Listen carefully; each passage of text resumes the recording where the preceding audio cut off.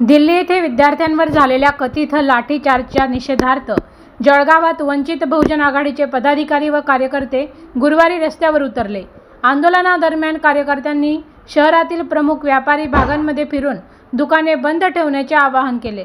फुले market, Golani market तसेच शहरातील विविध व्यापारी परिसरात वंचित बहुजन आघाडीच्या कार्यकर्त्यांनी व्यापारी व दुकानदारांची भेट घेत बंदमध्ये सहभागी होण्याचे आवाहन केले। या आवाहनाला अनेक व्यापारी आणि दुकानदारांनी प्रतिसाद देत आपली दुकाने बंद ठेवली।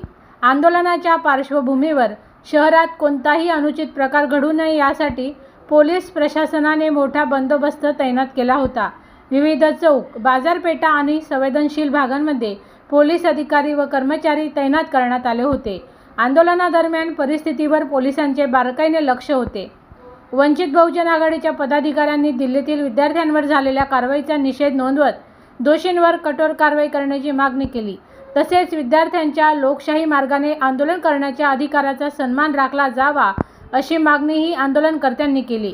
दरम्यान आंदोलनामुळे शहरातील काही भागांमध्ये काही काळ व्यापार व्यवहारांवर परिणाम झाला, मात्र पोलिसांच्या उपस्थितीमुळे संपूर्ण आंदोलन शांततेत पार पडले।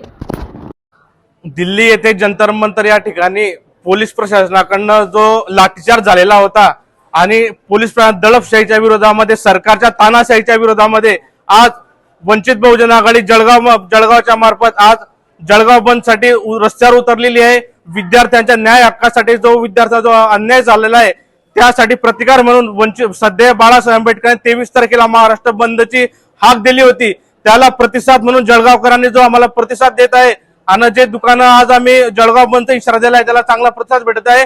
विद्यार्थ्यांच्या न्याय मागण्यासाठी वंचित बहुजन आघाडी हमेशा नेहमी सोबत राहणार आहे आणि जोपर्यंत धर्मेंद्र राजीनामा होत नाही तोपर्यंत वंचित बहुजन आघाडी रस्त्यावर उतरल्याशिवाय राहणार नाही।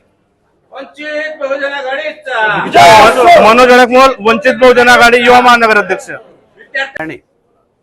विद्यार्थ्यांनी मोठं आंदोलन, नीट परीक्षेचा घोटाळा आणि पेपर लीकच्या अनुषंगाने सातत्याने 28-29 दिवसापासून हे सर्व विद्यार्थी त्या ठिकाणी जंतर मंतरवरती बसलेले आहेत।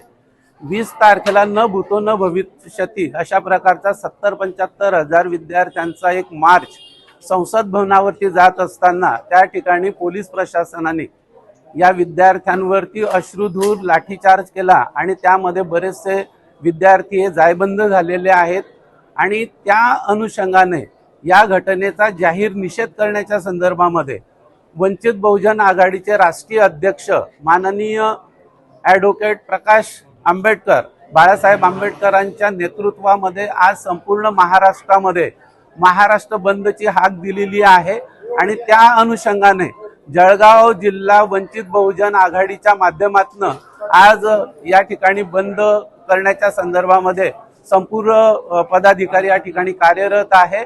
जळगाव शहरातील सर्व व्यापारी मंडळ आणि इतर दुकानदारांनी चांगल्या प्रकारचं सहकार्य दिलेलं आहे, त्याबद्दल सर्व व्यापारी मंडळ, दुकानदार आणि या सर्व बांधवांचं वंचित बहुजन आघाडीच्या माध्यमातून त्यांनी केलेल्या सहकार्याबद्दल आम्ही त्यांचं आभार व्यक्त करतो।